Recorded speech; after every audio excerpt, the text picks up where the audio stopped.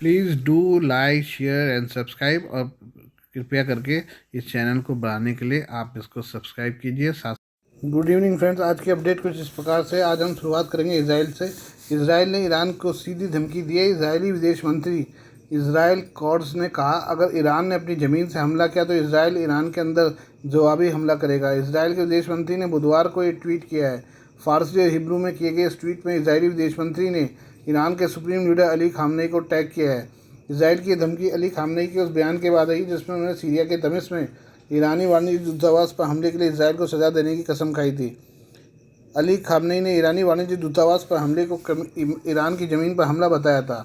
बुधवार को रमज़ान के पूरा होने पर एक समारोह में बोलते हुए अली खामनेई ने कहा कि हमारे दूतावास पर यह हमला ऐसा था जैसे हमारी धरती पर हमला हुआ हो। उन्होंने कहा, इसके लिए जिन ताकतों ने कदम उठाया उन्हें सज़ा मिलनी चाहिए और सज़ा ज़रूर मिलेगी। हालांकि उन्होंने ये नहीं बताया कि ईरान किस तरह से प्रतिक्रिया देगा।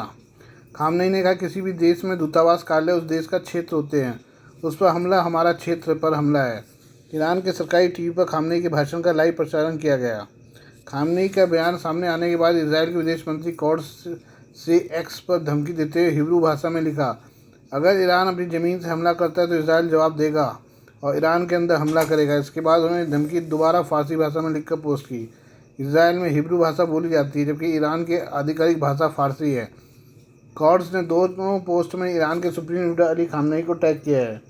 बीती 1 अप्रैल को इसराइल ने कथित हवाई हमले में सीरिया के दमिश्क स्थित ईरानी वाणिज्य दूतावास को निशाना बनाया था। हमले में कुल 13 लोग मारे गए थे, जिसमें ईरान के Islamic revolutionary guard core IRGC के वरिष्ठ जनरल मोहम्मद रेजा ज़हीदी और उनके डिप्टी समेत 7 अधिकारी भी शामिल थे। ज़हीदी की सीरिया में ईरान का महत्वपूर्ण अधिकारी माना जाता था।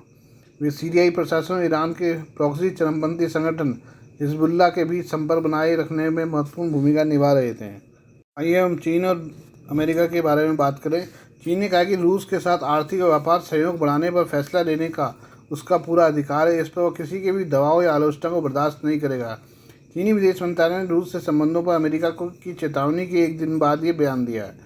अमेरिका ने कहा था कि अगर रूस को यूक्रेन में बढ़त मिलती है तो वह चीन को जिम्मेदार ठहराएगा। इस पर जवाब देते हुए चीन ने बुधवार को स्पष्ट कहा कि रूस के साथ अपने संबंधों पर आलोचना या दबाव स्वीकार नहीं करेगा। अमेरिका को संदेश देते हुए चीनी विदेश मंत्रालय की प्रवक्ता माओ निंग ने कहा है कि इस तरह के सहयोग में हस्तक्षेप का कोई मतलब नहीं है, ये पूरी तरह अस्वीकार्य है। फर्स्ट पोस्ट की रिपोर्ट के मुताबिक रूसी विदेश मंत्री सरगेई लावरोव की यात्रा के दौरान बीजिंग ने रूस के साथ सहयोग की बात दोहराई थी। इस पर अमेरिका के उप विदेश सचिव कर्ट कैम्पबेल ने कहा कि अमेरिका के लिए यूरोप में शांति और स्थिरता बनाए रखने का सबसे बड़ा कर्तव्य है।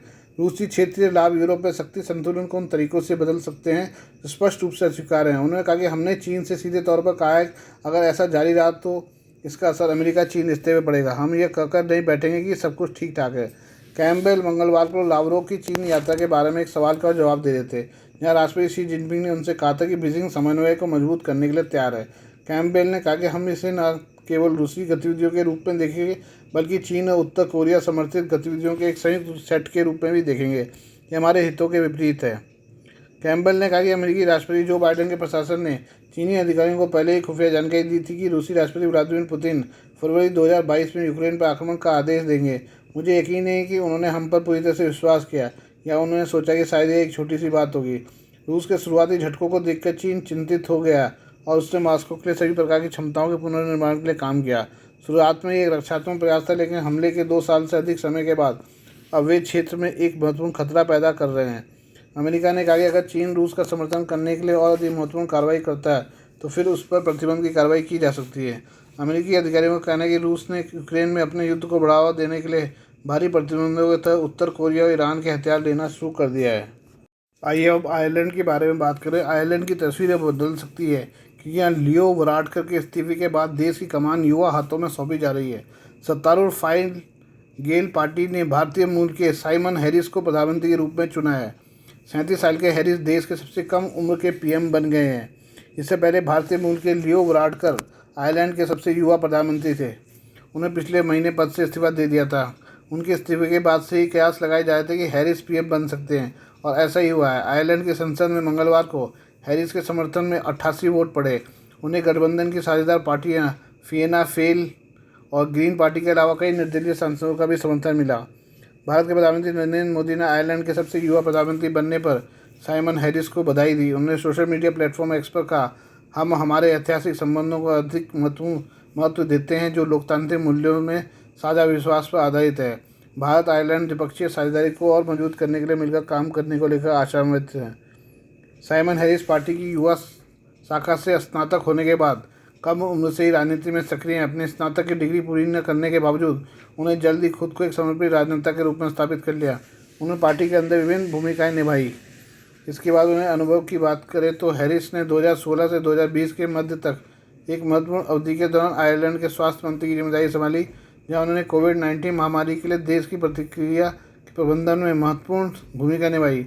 वराडकर की सरकार में उच्च शिक्षा मंत्री का पद संभालते हुए इन भूमिकाओं में उनके कार्यकाल ने उनकी नेतृत्व क्षमता और नीति विशेषता को आकार दिया है। हैरिस 16 साल की उम्र में फाइल गेल पार्टी से जुड़े थे। वो मात्र 22 साल की उम्र में काउंटी काउंसिल बने। 2011 में 24 साल की उम्र में वो सांसद चुने गए थे।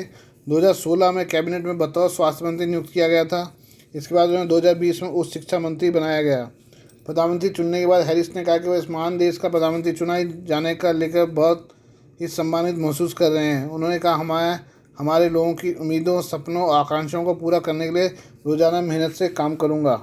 अब बात करते हैं हम सबसे पहले विश्व हेपेटाइटिस रिपोर्ट 2024 की। विश्व हेपेटाइटिस रिपोर्ट 2024 में चौंकाने वाले दावे किए गए हैं। इसमें आगाह भी किया गया है कि ये बीमारी विश्व स्तर पर संक्रामक बीमारियों से होने वाली मौतों का दूसरा प्रमुख कारण है। प्रतिवर्ष 13 लाख मौतों के लिए जिम्मेदार यह बीमारी तपेदिक जैसी बीमारियों की श्रेणी में आती है, जिसे ज़्यादातर संक्रामक मौतों को एक अन्य बड़ा कारण माना जाता है। स्वास्थ्य संगठन के महानिदेशक डॉक्टर टेड्रोस एडहेनम घेब्रेयेसस ने कहा है कि यह रिपोर्ट एक चिंताजनक तस्वीर पेश करती है। हेपेटाइटिस संक्रमण रोकने में विश्व स्तर पर प्रगति होने के बावजूद मौतों की संख्या बढ़ रही है। इसकी बड़ी वजह है कि बहुत कम हेपेटाइटिस पीड़ितों के रोग का निदान व इलाज हो पा रहा है। विश्व हेपेटाइटिस शिखर सम्मेलन के दौरान जारी की गई इस रिपोर्ट में संयुक्त राष्ट्र स्वास्थ्य एजेंसी ने कहा है कि हालांकि अब निदान एवं उपचार के लिए बेहतर उपकरण उपलब्ध हैं, उनकी कीमतें भी घट रही हैं, लेकिन परीक्षण तथा उपचार कवरेज दरें नहीं बढ़ पाई हैं। एजेंसी ने यह भी कही कि अगर तात्कालिक रूप से तेज कार्रवाई की जाए तो 2030 तक WHO उन्मूलन लक्ष्य तक पहुंचना संभव हो सकता है। रिपोर्ट के अनुसार वर्तमान में प्रत्येक दिन 6000 लोग हेपेटाइटिस से संक्रमित हो रहे हैं। 187 देशों के आंकड़ों से पता चलता है कि वायरल हेपेटाइटिस से होने वाली मौतों की अनुमानित संख्या 2019 में 11 लाख से बढ़कर 2022 में 13 लाख हो गई। इनमें से 83% मौतें हेपेटाइटिस बी के कारण और 17% मौतें हेपेटाइटिस सी के कारण हुई। WHO के न्यूनतम अनुमान से संकेत मिलता है कि 2022 में 25.4 करोड़ लोग हेपेटाइटिस बी और 5 करोड़ लोग हेपेटाइटिस सी के साथ जी रहे थे। गंभीर हेपेटाइटिस बी और सी से आधे से ज़्यादा संक्रमित लोग 30 से 54 आयु वर्ग से हैं, जिनमें 12% बच्चे हैं। सभी मामलों में 58% पीड़ित पुरुष हैं।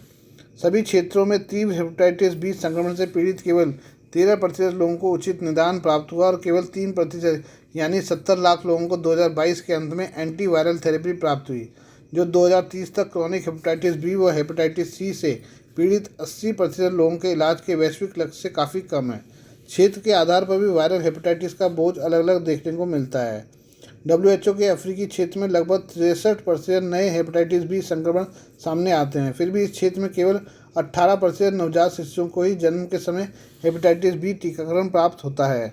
पश्चिमी प्रशांत क्षेत्र में जहां हेपेटाइटिस बी से 47% मौत होती है, निदान किए गए लोगों के बीच उपचार कवरेज 23% है, जो मृत्यु दर घटाने के लिए पर्याप्त नहीं है। इसके अलावा सस्ती जेनेरिक वायरल हेपेटाइटिस दवाओं की उपलब्धता के बावजूद कई देश उन्हें कम कीमतों पर नहीं खरीद पाते हैं। WHO की रिपोर्ट में वायरल हेपेटाइटिस से निपटने के लिए सार्वजनिक स्वास्थ्य दृष्टिकोण बढ़ाने हेतु कार्रवाई की रूपरेखा दी गई है, जिससे 2030 तक महामारी को खत्म करने की दिशा में तेजी लाई जा सके।